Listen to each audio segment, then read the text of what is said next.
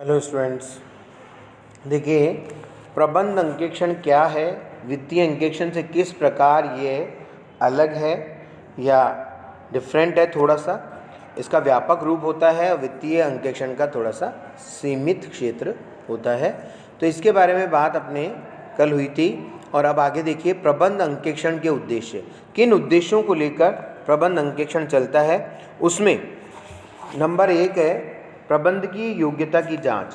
प्रबंध अंकेक्षण का उद्देश्य सभी स्तरों पर प्रबंध की योग्यता और कुशलता की जांच करना होता है।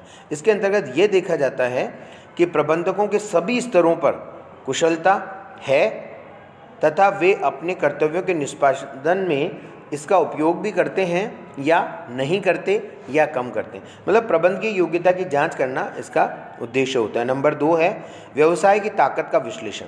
व्यवसाय की ताकत से तात्पर्य उन बिंदुओं से है जो व्यवसाय की प्रगति में सहायक होते हैं। उदाहरण के लिए किसी व्यवसाय में श्रमिकों एवं स्वामियों के बीच में उत्तम संबंध है या नहीं, उत्तम संबंध है या नहीं, उसके बारे में जांच करना होता है। तो व्यवसाय की ताकत के बारे में जानकारी होती है। फिर है कमजोरियों का विश्लेषण। किसी व्यवसाय में कुछ कमजोरियां भी हो सकती हैं जो किसी प्रकार भी व्यवसाय में संकट उत्पन्न कर सकती है। धन का अभाव होना, बिजली पूर्ति में अनिश्चितता, कच्चे माल का दुर्लभ होना, श्रमिकों में मनोबल का अभाव होना, या मान लीजिए श्रमिकों के, इसमें तो नहीं लिखा है लेकिन मान लीजिए कि श्रमिकों में और मालिकों में संबंध अच्छे नहीं होना, ये भी सब कमजोरियां हैं। तो उनका विश्लेषण करना चाहिए। मतलब वो प्रबंध अंकेक्षण की ये कमजोरियां हैं, इनको पहचानना चाहिए और इन पर काबू पाने के लिए प्रयास करने चाहिए। फिर होता है संभावित अवसरों की खोज। व्यवसाय में के जीवन के दौरान कई उत्तम अवसर आते रहते हैं। यदि व्यवसायी को इसकी पूर्व सूचना मिल जाए तो वह इनसे अत्यधिक लाभान्वित हो सकता है। तो ये संभावित अवसरों की खोज में प्रबंध अंकेक्षण काम में आता है, इसका एम होता है। फिर है भावी खतरों की पहचान। व्यवसाय में आने वाले भावी खतरों का अनुमान लगाने के लिए भी प्रबंध अंकेक्षण का उपयोग किया जाता है। ये संकट कई प्रकार के हो सकते हैं, राजनीतिक, वित्तीय और सामाजिक।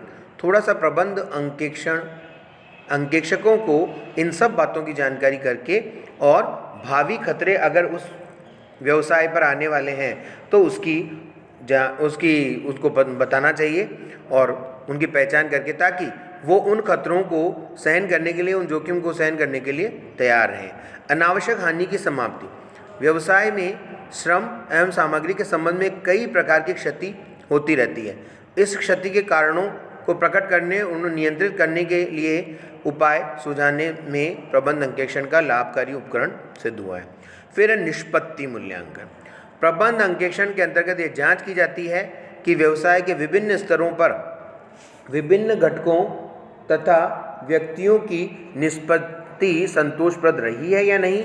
इस निष्पत्ति को अधिक उत्तम बनाने के लिए क्या प्रयास करने चाहिए। निष्पत्ति का मूल्यांकन होता है और निष्पत्ति के मूल्यांकन के लिए वो किस प्रकार विभिन्न स्तरों पर व्यक्तियों की निष्पत्ति के लिए संतोषप्रद रही है या नहीं। फिर नियंत्रणों की प्रभावशीलता का मूल्यांकन। व्यवसाय को सुचारू रूप से तथा कुशलतापूर्वक चलाने के लिए कई प्रकार के नियंत्रण उपाय काम में लिए जाते हैं। प्रबंध अंकेक्षण के अंतर्गत इनका मूल्यांकन करके ये जांच की जाती है कि उपाय प्रभावशील, संतोषजनक और पर्याप्त है या नहीं। फिर आता है नीतियों तथा प्रक्रियाओं का अनुकरण। प्रबंध अंकेक्षण के अंतर्गत व्यवसाय की नीतियों और प्रक्रियाओं की जांच की जाती है और यह भी ज्ञात किया जाता है कि वह उचित है या नहीं। तो इस प्रकार ये हम पढ़ रहे हैं प्रबंध अंकेक्षण के उद्देश्य। और अब बात आती है आगे नए